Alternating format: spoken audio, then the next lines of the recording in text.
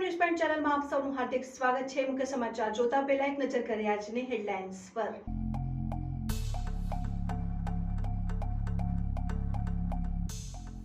ભાદરવી પૂનમના મેળા પહેલા યાત્રાધામ અંબાજીમાં ફાયર ડ્રાઈવ યોજાઈ। 2 દિવસમાં 11થી વધુ હોટલો ધર્મશાળા સીલ કરાઈ। પાલનપુરના તલવાડામાં વૃદ્ધાની હત્યા કરનાર આરોપી ઝડપાયો। થરાદના થરા ગામે સરપંચની બેદરકારી સામે આવી। આંગણવાડી કેન્દ્ર નજીક કચરાના ઢગલા જોવા મળ્યા। પાલનપુરના અનેક વિસ્તારોમાં ભરાઈ રહેલા પાણી મામલે આરોગ્ય વિભાગે નગરપાલિકાને પત્ર લખી સૂચના આપી। અંબાજીમાં ફાયર ડ્રાઈવ 2 દિવસમાં 11થી વધુ હોટલો ધર્મશાળા સીલ કરાઈ। હોટલ સંચાલકો અને ધર્મશાળા માલિકોમાં ફફડાટ। હોટલ શ્રીને સીલ મારી તરત ખોલી દેવાતા અનેક તર્ક વિતર્કો। અંબાજીમાં ફાયર ડ્રાઈવ 2 દિવસમાં 11થી વધુ હોટલો ધર્મશાળા સીલ કરાઈ। હોટલ સંચાલકો અને ધર્મશાળા માલિકોમાં ફફડાટ।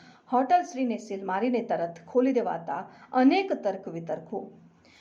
યાત્રાધામ અંબાજીની વાત કરવામાં આવે તો અંબાજી ગુજરાતનું નહીં પણ દેશનું સૌથી મોટું શક્તિપીઠ છે। ત્યારે અંબાજી ખાતે 200 કરતાં પણ વધુ હોટલો અને ગેસ્ટ હાઉસો ધર્મશાળાઓ આવેલી છે। જેમાં મોટાભાગની હોટલ ગેસ્ટ હાઉસ ધર્મશાળામાં ફાયર સેફટી ન હોવાથી રાજકોટ ખાતે થોડા મહિના અગાઉ બનેલા અગ્નિકાંડ બાદ રાજ્ય સરકાર દ્વારા ગુજરાતભરમાં ટ્રાફિક ડ્રાઈવ શરૂ કરવામાં આવી છે। જેમાં અંબાજી ખાતે 100 કરતાં વધુ હોટલો ધર્મશાળાઓને નોટિસ પાઠવવામાં આવી હતી। જે સંદર્ભે શનિવારે ને આજે સોમવારે ફાયર વિભાગ દ્વારા એનઓસી સ્થળ ઉપર જઈને ચેક કરવામાં આવી હતી। જેને લઈને અંબાજીના હોટલ માલિકોમાં ફફડાટ ફેલાયો છે અને 2 દિવસમાં 11થી વધુ હોટલો અને ધર્મશાળાઓ સીલ કરાઈ।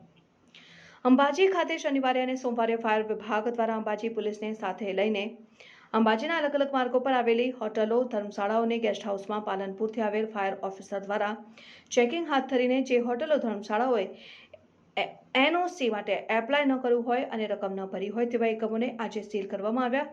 શનિવારે 5 એકમોને અને સોમવારે 6 એકમોને સીલ કરાયા। સોમવારે અંબાજીની અંબે વેલી હોટલ, ચરોતર સરદાર પટેલ ધર્મશાળા, ચૌધરી ધર્મશાળા, Bhagwati party plot, Shri hotel અને પ્રજાપતિ ધર્મશાળાને સીલ કરવામાં આવી હતી। હજુ પણ આ ફાયર વિભાગની ડ્રાઈવ અંબાજીની કમર્શિયલ હોટલો, ધર્મશાળા, ગેસ્ટ હાઉસમાં ચાલુ રહેશે।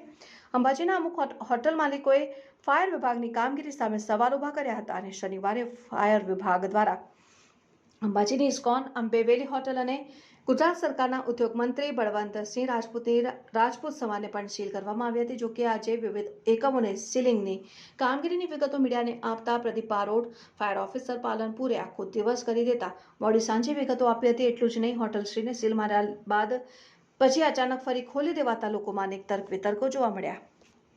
શ્રાવણ માસના પ્રારંભે ડીસામાં માંસ મટનની દુકાનો પર કાર્યવાહી। લાયસન્સ વગર ધમધમતી 5થી વધુ દુકાનો સીલ કરાઈ। શ્રાવણ માસના પ્રારંભે જ ડીસામાં માંસ મટનની દુકાનો પર કાર્યવાહી। લાયસન્સ વગર ધમધમતી 5થી વધુ દુકાનો સીલ કરાઈ।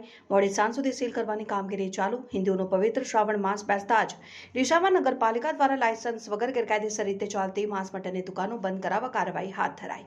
જોકે લોકોના મોટા ટોળા એકત્ર થતા પાલિકા દ્વારા પોલીસ બંદોબસ્ત વચ્ચે 5થી વધુ દુકાનોને સીલ કરી મોડી સાંજ સુધી કાર્યવાહી ચાલુ રાખી હતી। ડીસા શહેરમાં શ્રાવણ મહિનામાં માંસ મટનની દુકાનો બંધ કરાવવા તંત્ર સમક્ષ રજૂઆત કરાઈ હતી। જે અનુસંધાને ડીસા નગરપાલિકા દ્વારા શહેરમાં લાયસન્સ વગર ગેરકાયદેસર રીતે ચાલતી માંસ મટનની દુકાનોને નોટિસો પાઠવવામાં આવી હતી। ત્યારબાદ પણ દુકાનો ચાલુ રહેતા આજે શ્રાવણ માસના પ્રારંભે જ પાલિકા દ્વારા માંસ મટનની દુકાનો બંધ કરાવવાની કાર્યવાહી હાથ ધરાઈ। જોકે દુકાનો બંધ કરાવવા જતાં લોકોના ટોળા ઉમટી પડ્યા હતા। નગરપાલિકાના અધિકારીઓ દ્વારા પોલીસ બંદોબસ્ત બોલાવવામાં આવ્યો। જ્યારે પોલીસ આવતા ટોળાને વિખેરી દેવાતા પાલિકા દ્વારા દુકાનો સીલ કરાવવાની કામગીરી હાથ ધરાઈ। જોકે પાલિકા દ્વારા કાર્યવાહી કરાતા અનેક દુકાનો બંધ કરી નીકળી ગયા હતા અને તેમ છતાં પાલિકાના અધિકારીઓ દ્વારા કેટલાક દુકાનદારોને બોલાવીને અંદર તપાસ કરી માંસ મટનનો જથ્થો જપ્ત કરવામાં આવ્યો। આ અંગે પાલિકાના અધિકારી મનોજભાઈ પટેલે જણાવ્યું હતું કે તંત્ર દ્વારા પાડવામાં આવેલ જાહેરનામા મુજબ ગેરકાયદેસર રીતે લાયસન્સ વગર ચાલતી માંસ મટનની દુકાનો પર કાર્યવાહી હાથ ધરવામાં આવી। જેમાં 5થી વધુ દુકાનોને સીલ મારાયો અને હજુ પણ શ્રાવણ માસ દરમિયાન અનેક વખત તપાસ કરી દુકાનો ચાલુ હશે તો સીલ કરવાની કાર્યવાહી હાથ ધરવામાં। ડીસા રેસાલા બજારમાં રસ્તા વચ્ચે ઊભી રહેતી ટ્રકોને લઈને અરજદારે મુખ્યમંત્રી સુધી રજૂઆત કરી સમસ્યાને દૂર નહીં કરાય તો આત્મવિલોપન કરવાની ચીમકી ઉચ્ચારી। ડીસા રેસાલા બજારમાં રસ્તા વચ્ચે ઊભી રહેતી ટ્રકોને લઈને અરજદારે મુખ્યમંત્રી સુધી રજૂઆત કરી સમસ્યાને દૂર નહીં કરાય તો આત્મવિલોપન કરવાની ચીમકી ઉચ્ચારી। જિલ્લા પોલીસ વડા સહિત સ્થાનિક પોલીસ અને નગરપાલિકાને વારંવાર રજૂઆતો કરવા છતાં ટ્રાફિક સમસ્યાને દૂર ન કરાતા મુખ્યમંત્રી સુધી લેખિતમાં રજૂઆત કરાઈ।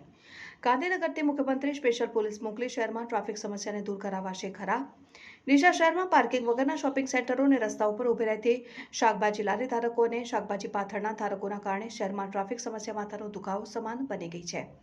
શહેરના ભરચક વિસ્તારમાં ટ્રાફિક પોલીસનો અભાવ, આડેધડ પાર્કિંગ કરાતા વાહન ચાલકો બેફામ બનીને રોજબરોજ ટ્રાફિક પોલીસ અને વહીવટીતંત્રને પડકાર ફેંકી રહ્યા છે. છતાં શહેર ટ્રાફિક પોલીસ માત્ર ટુ વ્હીલર વાહન ચાલકોને રાજસ્થાનથી આવતી ગાડીઓ ઊભી રખાવીને દંડાત્મક કાર્યવાહી કરી સરકાર દ્વારા આપવામાં આવેલ ટાર્ગેટ પૂરો કરી સંતોષ માની લેવામાં આવે છે. ત્યારે ડીસાના ભરચક વિસ્તાર એવા રિસાલા બજારમાં છેલ્લા કેટલાય સમયથી કેટલાક દુકાનોની આગળ યુપી અને મહારાષ્ટ્રથી માલ સામાન ભરીને આવતી મોટી ટ્રકો અને ટ્રેલરો ઊભા રાખીને સામાન ઉતારવામાં આવે છે અને કલાકો સુધી ટ્રાફિક સમસ્યા સર્જાઈ રહી છે. ત્યારે ડીસાના ગવાડી વિસ્તારમાં રહેતા નુરઅલીલાલ મહંમદ કુરેશી દ્વારા રિસાલા બજારમાં ટ્રાફિકની સમસ્યાને દૂર કરાવવા માટે વારંવાર સ્થાનિક પોલીસ સહિત જિલ્લા પોલીસ વડાને વહીવટીતંત્રને લેખિતમાં રજૂઆત કરાઈ હોવા છતાં રિસાલા બજારમાં ઊભી રહેતી ટ્રકો દૂર ન કરાતા હવે મુખ્યમંત્રીને પણ લેખિતમાં રજૂઆત કરવામાં આવી છે. જેમાં રિસાલા બજારમાં માલસામાન ભરીને આવતી ટ્રકો અને ટ્રેલર ચાલકો બેફામ ડ્રાઇવિંગ કરીને દોડી રહ્યા છે. જ્યારે રિસાલા ચોક વિસ્તારમાં શાળાઓ આવેલ હોય, નાના બાળકો અભ્યાસ કરી રહ્યા છે. રસ્તા ઉપર પણ ઊભી રહેતી ટ્રકોને કારણે અકસ્માત સર્જાઈ શકે છે. આ વિસ્તારમાં પોલીસ મોબાઈલ વાન આવીને ઊભું રહે છે, પરંતુ કોઈ જ કાર્યવાહી કરવામાં આવતી નથી. ત્યારે રિસાલા બજાર વિસ્તારમાંથી ઊભી રહેતી ટ્રકો અને ટ્રેલરો દૂર કરવામાં નહીં આવે તો અરજદારે આત્મવિલોપન કરવાની ચીમકી ઉચ્ચારી છે. ડીસા શહેરમાં રિસાલા બજારમાં ભારે વાહનોની અવરજવરને લઈને સ્થાનિક રાહદારીઓ અને વાહન ચાલકો ભારે મુશ્કેલીનો સામનો કરવો પડે છે. ત્યારે થોડા વર્ષો પહેલા શહેરમાં ભારે વાહનોના પ્રવેશ પર જિલ્લા મેજિસ્ટ્રેટ દ્વારા જાહેરનામું બહાર પાડી પ્રતિબંધ મૂકવામાં આવ્યો હતો, પરંતુ સમય મર્યાદા પૂર્ણ થતાં શહેરમાં ટ્રાફિક સમસ્યાનો અંત આવ્યો. ત્યારે જિલ્લા મેજિસ્ટ્રેટ દ્વારા શહેરમાં ટ્રાફિક સમસ્યાને દૂર કરવા માટે ફરીથી જાહેરનામું બહાર પાડી રિસાલા બજાર, ગાંધી ચોક, લેકરાજ, 4 રસ્તા, ફુવારા સર્કલ, બગીચા સર્કલ સહિતના ભરચક વિસ્તારોમાંથી ટ્રાફિક સમસ્યાને દૂર કરવામાં આવે તેવી માંગ ઉઠવા પામી છે. ડીસા દક્ષિણ પોલીસ, નગરપાલિકા સહિત ટ્રાફિક પોલીસ એક સાથે સંકલન કરી શહેરમાં આડેધડ ઊભા થતા શોપિંગ સેન્ટરો અને આડેધડ પાર્કિંગ કરાતા વાહન ચાલકો સામે કડક કાર્યવાહી કરવામાં આવે તેવી માંગ કરવામાં આવી. નમસ્કાર, ન્યૂઝ બ્યુરોના માધ્યમથી હું આપને કહેવા માંગુ છું કે મેં પીએમઓ ઇન્ડિયા અથવા રિસાલા બજારમાં આ સાધુ અત્યાચાર મોટા ટ્રક માટે મેં મુખ્યમંત્રી ઓનલાઈન ફરિયાદ નિવારણ કરેલા છે. આ લોકો 2018 સુધી જાહેરનામું બહાર પડ્યું પણ બંધ કરાવી દીધું. જાહેરનામું પાર્ટનર શ્રી કલેક્ટર સાહેબ દિલીપભાઈ રાણાએ કર્યું હતું, પણ આ લોકો કોઈ લોકોને ધારતા નહીં. શી ખબર શેની એમની ઉપર રહેમ નજર છે. આ લોકો કોઈથી ડરતા નથી, એક ખોટો પાડવા નથી દેતા. આવા જવાનો રસ્તો બંધ કરી દીધો. રિસાલા બજારમાં દરેક જગ્યાએ બંધ કરી દીધો. આ લોકો બેફામ આ લોકોએ રેસિડેન્ટ ઇલાકાને કોમર્શિયલ ઇલાકો બનાવી દીધું. આ લોકો કોઈ જાનહાનિ થાય એના માટે સરકારશ્રીને કોઈ ઊંડા પગલાં લેવા જોઈએ. ના હું ગયા અમારી આ ફરિયાદનો સમયસર ઉકેલ ના આવે તો હું અહીંયા આત્મા વિલોપન કરીશ. શું સમસ્યા શું છે? સમસ્યા લોકો 8 વાગ્યાથી રાત્રે 8 વાગ્યા સુધી બસ મોટા ટ્રકો લાવીને ઊભા કરી દે છે. આ ટ્રકો આવે છે પંજાબથી ચોખ્ખા લઈને, મધ્યપ્રદેશથી આવે છે, હરિયાણાથી આવે છે, નાગાલેન્ડથી આવે છે, ઔરંગાબાદથી આવે છે, મહારાષ્ટ્રથી આવે છે. મોટા 18 ચક્કા લઈને આવે છે, મોટા ટાયરવાળી મોટી ગાડીઓ લઈને આવે છે. નાની ગાડીઓ ચાલે અને લાવીને ઊભી કરી દે વચ્ચોવચ્ચ. પોલીસની ગાડી PCR 343 નંબર ઊભી રહે છે, છતાં એમને કોઈ કહેતી નથી. ગાડી નંબર 1369 અમને 100 નંબર કહેતી નથી એમને. શું ચાલે છે? આ શું ચાલે છે રિસાલા બજારમાં? કોની રહેમ નજર છે રિસાલા બજારમાં? કોઈની રહેમ નજર છે? તમે પોલીસને રજૂઆત કરી હતી? પોલીસને રજૂઆત કરી. ત્યારે ભરતભાઈ કોઠારીનું ત્યારે ઉદઘાટન થયું ત્યારે મેં બધાને રજૂઆત કરી. ગૃહમંત્રીને રજૂઆત કરી, કલેક્ટરને રજૂઆત કરી, પછી નાયબ કલેક્ટરને કરી, એસપી સાહેબને કરી, પણ કોઈ અમારી ગરીબોની સાંભળતો નથી. શું નામ તમારું આખું? મારું નામ છે નૂર અલી એલ શેખ. પાલનપુરના તલવાડા ગામે ઘર આગળના રસ્તા ઉપરથી વાહન પસાર થવાના ઝઘડામાં એક શખ્સે છોટી ઈંટ મારી વૃદ્ધાની હત્યા કરી નાખી. પાલનપુરના તલવાડા ગામે ઘર આગળના રસ્તા ઉપરથી વાહન પસાર થવાના ઝઘડામાં એક શખ્સે છોટી ઈંટ મારી વૃદ્ધાની હત્યા કરી હતી. વૃદ્ધાના પુત્રને કરતા પાટુનો માર મારીને હાથે બચકું ભરીને આંગળી કરડી કાઢી હતી અને હત્યારા શખ્સ સામે ગઢ પોલીસ મથકે ફરિયાદ નોંધાવી હતી. જોકે પોલીસ દ્વારા વૃદ્ધાની હત્યા કરનાર આરોપીને ઝડપી લઈને જેલના હવાલે કરવામાં આવ્યો. તલવાડા ગામે રાજેશજી જગમાલજી ઠાકોર કરિયાણા અને શાકભાજીની દુકાન ધરાવે છે. રવિવારે બપોરના સુમારે ગાડી આવી ત્યારે દિનેશજીનો પુત્ર કિરણજીએ રસ્તા મુદ્દે અપશબ્દો બોલીને ઝઘડો કર્યો હતો. આથી રાજેશભાઈ સહિત પરિવારજનો જ્યાં જઈને તેને શાંત પાડવાની કોશિશ કરતા તે ઉશ્કેરાઈ ગયો હતો અને રાજેશજીને માર માર્યો હતો. તેથી હાથે બચકું ભરીને આંગળીને ઈજા કરી હતી અને દરમિયાન રાજેશજી સહિત તેમના પરિવારજનો તેમની માતા રૂખીબેનને લઈને ઘર તરફ જઈ રહ્યા હતા. ત્યારે કિરણજી દિનેશજી ઉર્ફે ધનાજી ઠાકોરે છૂટી ઈંટ મારી હતી, જે રાજેશજીની માતા રૂપે રૂખીબેનના પીઠના ભાગે વાગતા તેણી નીચે પડી ગયા હતા અને તેમને ગઢ ગામે હોસ્પિટલમાં લઈ ગયા હતા, જ્યાં મોતને ભેટ્યા હતા. આ અંગે કિરણજી ઠાકોર સામે ફરિયાદ નોંધાઈ. જોકે ગઢ પોલીસ દ્વારા વૃદ્ધાની હત્યા કરનાર કિરણજી ઠાકોરને દબોચી લેવામાં આવ્યો છે. અમારે ફોન આવ્યો હતો દલવાડાથી, બરોબર. રૂખીબેન અમારે આવે છે કણજરાથી. રૂખીબેન તે અમને સમાચાર એવા મળ્યા કે આવું રીતે બીના બની જશે તાત્કાલિક હડો. પછી અમે ત્યાંથી સીધા કણજરાથી સીધા ગઢ પોલીસ સ્ટેશન આવ્યા. ગઢ પોલીસ સ્ટેશન આવ્યા તો પછી પોલીસ દ્વારા જે કાયદેસર કાર્યવાહી થતી હતી એમાં ફરિયાદ નોંધવામાં આવી. બસ આટલું જ. બનાવ એવું બન્યો હતો કે ઈંટ દ્વારા છોડવામાં આવી હતી પાછળથી, બરાબર. ઈંટ મારવામાં આવી હતી, નસ ફાટી ગયું હતું એવું જાણવા મળ્યું હતું. એના કારણે મોત નીપજ્યું.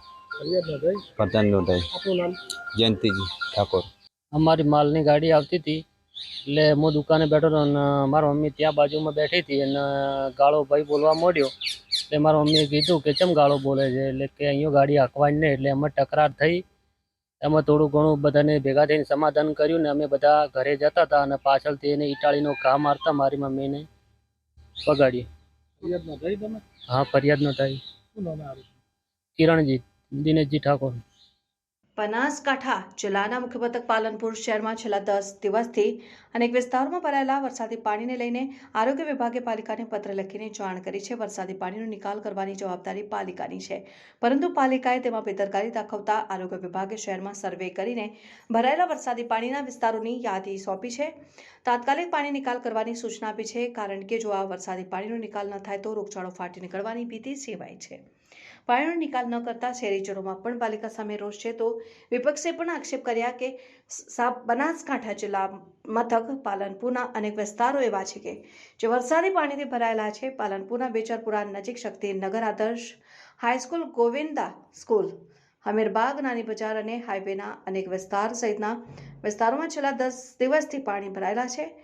આવવા જવાના મુખ્ય માર્ગ પર ભરેલા પાણીને કારણે રહેણાંક વિસ્તાર હોવાથી રોગચાળાનો ભય ઊભો થયો. તાજેતરમાં જ પાલનપુરમાં કોલેરા અને ચાંદીપુરા વાયરસ જેવા રોગોનો પાલનપુર સામનો કરી રહ્યું છે.